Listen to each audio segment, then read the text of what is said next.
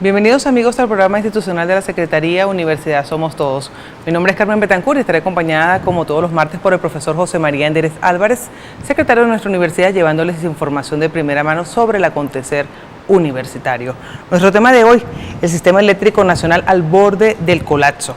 Para tratar este tema, a lo largo del programa nos estarán acompañando los profesores Pedro Marmora, docente e investigador de la Escuela de Ingeniería Eléctrica, y Eulogio Chacón Moreno, profesor titular y miembro del Instituto de Ciencias Ambientales y Ecológicas de la Universidad de los Andes. Vamos a estar conversando con ellos en el transcurso del programa, pero antes de entrar en materia de lo que será el programa de hoy, el plato fuerte del programa de Universidad Somos Todos del día de hoy, martes, pues vamos a tocar, profesor, lo concernente al Consejo Universitario, los puntos más importantes. Tenemos entre ellos pues, el presupuesto universitario, es vital para el funcionamiento de la universidad, pero fue uno de los temas álgidos en la sesión del pasado lunes. Sí, en realidad el tema se desarrolló de manera muy breve. Escuchamos la exposición que hiciera el vicerrector administrativo sobre este tema. Se pidió permiso al Consejo Universitario para pagar el mes de enero con los recursos financieros remanentes del año anterior. No han llegado completos los meses de febrero, marzo y abril, con lo cual se está generando una deuda con las instituciones parauniversitarias, las cajas de ahorro y este tipo de cosas que hacen inconveniente esta ejecución presupuestaria y que ponen en peligro las acciones de docencia, investigación, extensión y servicio comunitario que hace la universidad. El comedor universitario no escapa de esta triste realidad, está siempre en la agenda del Consejo Universitario. Ayer los muchachos pasaban unas fotografías de las bandejas que se estaban sirviendo en el comedor. En una de las bandejas había una salchicha y dos papas cocidas, y en la otra había una especie de carne molida con 2 papas, unas raciones realmente pequeñas para nuestros estudiantes, y no aparecía por ningún lado el pan y el jugo. Los recursos para el comedor, los recursos proteicos los está enviando el Gobierno Nacional a través de unas ciertas remesas que llegan de manera directa desde el Ministerio, pero no sé si están llegando con la frecuencia suficiente o en la cantidad suficiente, y las bandejas empiezan a resentirse. Esto también está ocurriendo en Táchira y en Trujillo, donde los proveedores están pidiendo de nuevo, por segunda vez en este año, una reconsideración de los precios unitarios por bandeja, porque el costo de los insumos se ha hecho demasiado grande. Sin presupuesto para pagar los salarios y los sueldos a tiempo, el profesor Aranguren anunció que no ha llegado la plata para pagar mayo y la nómina se está haciendo en esta primera semana. Vamos a empezar a tener mucha más dificultad de la que hemos tenido hasta los momentos. Entonces, los términos económicos son siempre de preocupación para la comunidad universitaria, fundamentalmente en un país inflacionario donde las personas necesitan con urgencia que le paguen su sueldo y salario, ya que desde hace mucho tiempo no es que no lleguemos a fin de mes, sino que no llegamos ni al final de la primera semana, ¿no? Profesor, con respecto a la intervención de los rectores sobre el anteproyecto de ley orgánica del Sistema Nacional de Educación Superior, bueno, todos los consejeros, pues de una u otra forma, participaron en esta discusión luego del planteamiento de los rectores, y quisieran que habláramos un poco brevemente, aunque sea sobre esta exposición. Sí, los consejeros no tienen dificultad para hablar, generalmente lo hacen con bastante frecuencia y todos nos extendemos a veces inclusive un poco más de lo necesario, ¿no?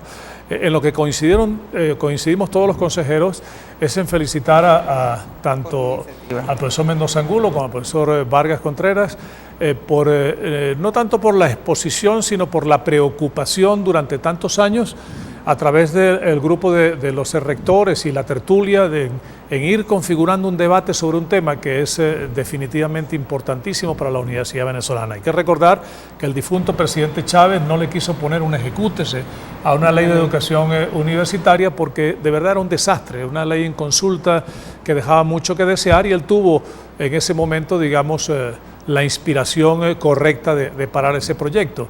Ahorita estos rectores se han dado la tarea en los últimos 4 años de configurar un proyecto de ley que tiene algunas características diferentes a los proyectos de ley convencionales, Carmen. En primer lugar, es un proyecto que tiene unos 20 y tantos, 30 artículos, es muy fácil de leer, está constituida en 3 grandes capítulos, cada uno que ataca un problema fundamental de la educación y no pretende ser una ley orgánica para todo el sistema universitario.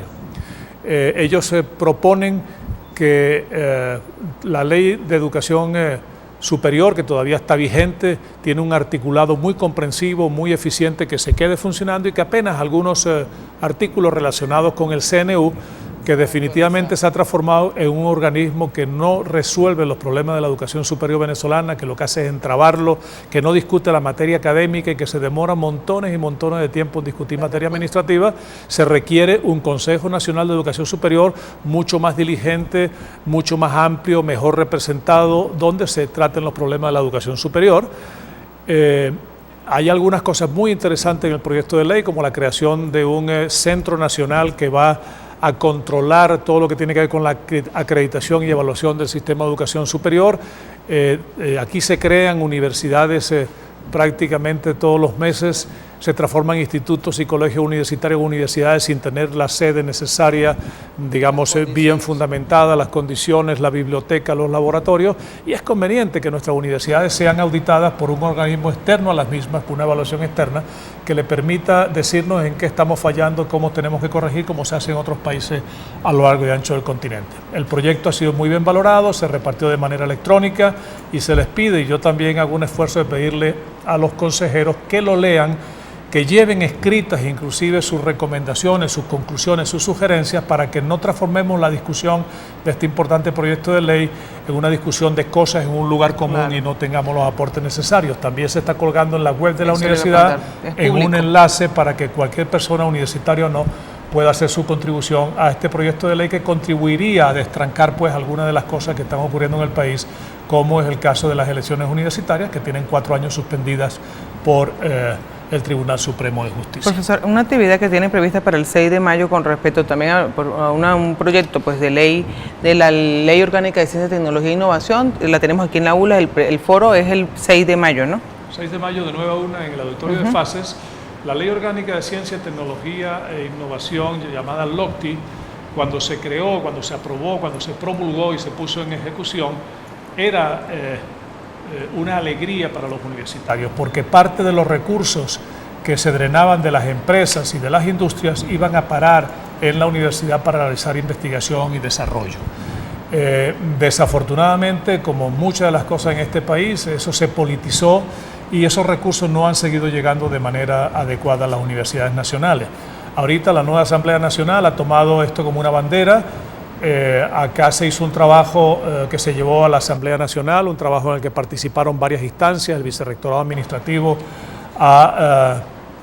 encabezado por la profesora Patricia Rosenbay Levy, el académico, discúlpeme, el CDCHTA también con su coordinador, los rectores participaron en algunas de las reuniones también, la APULA a través de su presidente, o sea que ha habido bastantes personas que están impulsando esta discusión, este foro, para que empecemos a discutir las modificaciones al proyecto de ley que va a hacer que la LOCTI vuelva a llegar a donde tiene que ser. Si es una ley orgánica para la ciencia, la tecnología y la innovación, no puede quedarse en dinero burocrático, tiene que ser mucho más eficiente y más ágil la respuesta a los proyectos que presentan nuestros investigadores. Bueno, profesor, hoy también celebraban el Día de la propiedad intelectual. Se realizaron algunas actividades y creo que se van a seguir realizando por unos días más por esta semana.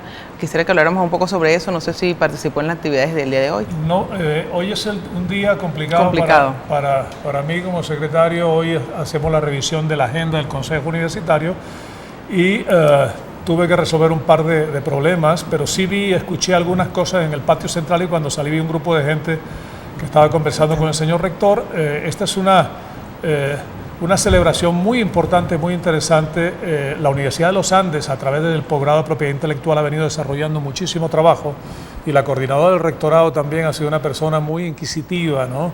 muy educada en el mundo de la intelectualidad, y estoy completamente seguro que Astrid y todo su equipo de trabajo habrán logrado que esta sea una fecha que se realce pues, a nivel local y a nivel nacional. Es fundamental, la universidad genera muchísimo conocimiento sobre el cual no tiene ni la más mínima de las influencias.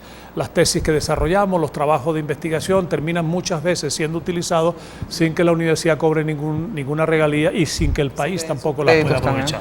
Entonces todo lo que se puede hacer en esta área importante del conocimiento es fundamental para que se difundan las áreas legales que van a estar adscritas a esta nueva oficina que va a manejar Astrid y podamos entonces la universidad avanzar hasta allá.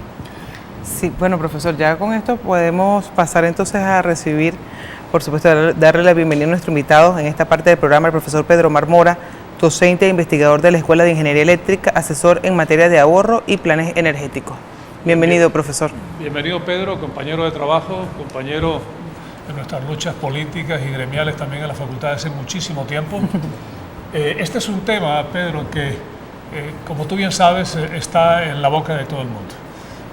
Alguien me comentaba hoy que no son 4 horas los que están suspendiendo el servicio eléctrico, sino que son 20 horas porque son 4 horas por sector y en un mismo estado hay 5 sectores diferentes, hay 20 horas en el cual el suministro eléctrico no aparece por ningún lado.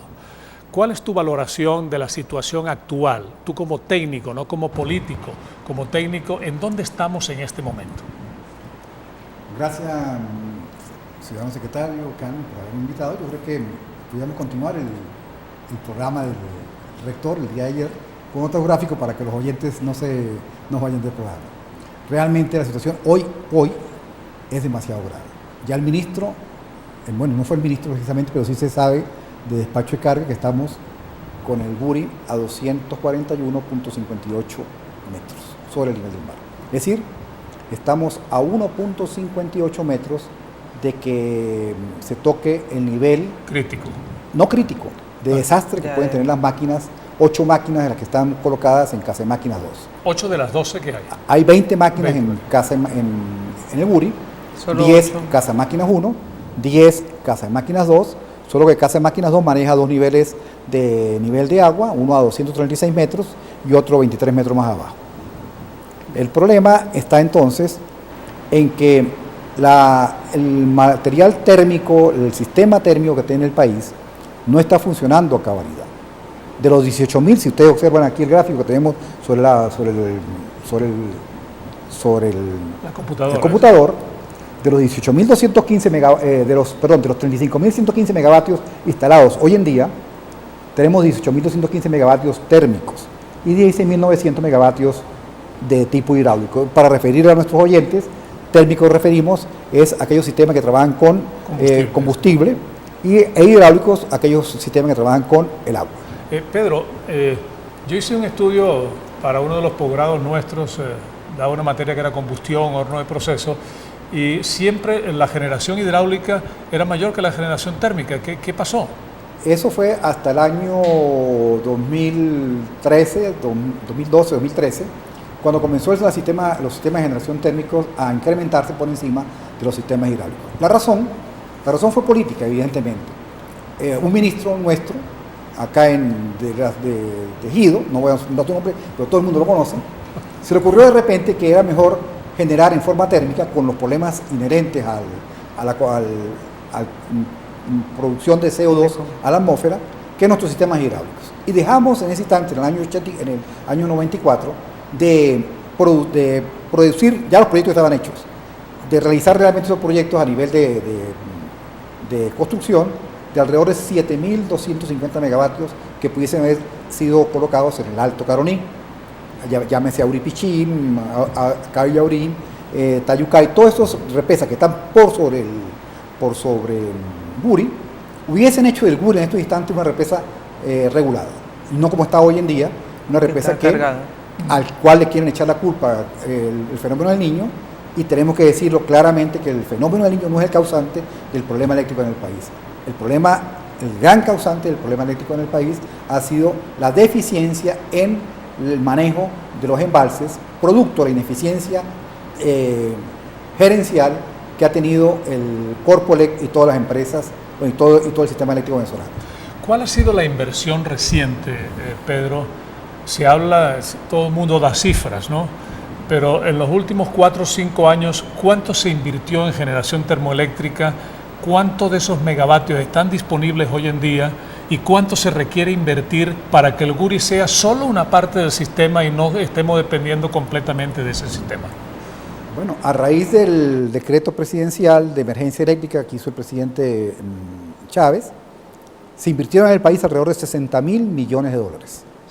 60.000 millones de dólares. Se gastaron. Se gastaron, sí. 60.000 millones de dólares, 40.000 millones de dólares correspondientes al sistema termoeléctrico, 15.000 millones correspondientes al sistema hidráulico y dejaron 5.000 millones para mantenimiento.